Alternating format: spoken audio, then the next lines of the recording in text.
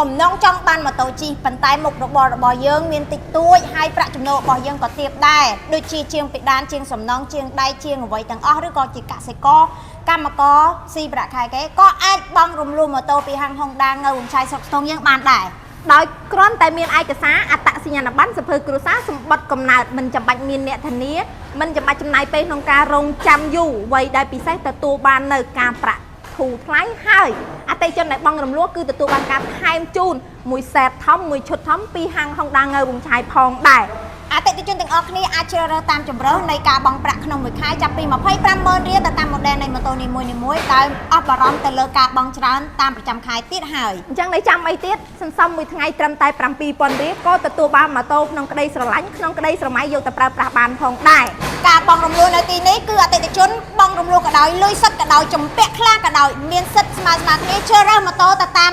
ហាងដែលមានម៉ូតូរាប់រយគ្រឿងសម្រាប់អតិថិជនជ្រើសរើសដោយឥតខ្វល់ថាម៉ូតូចាស់ឬថ្មីឬក៏ម៉ូតូមកថ្មីឬក៏មកមុនផងដែរបងត្រូវការទិញម៉ូតូបង់រំលោះលុយសុទ្ធចម្ពាក់ខ្លះយើងខ្ញុំស្វាគមន៍ជាណែក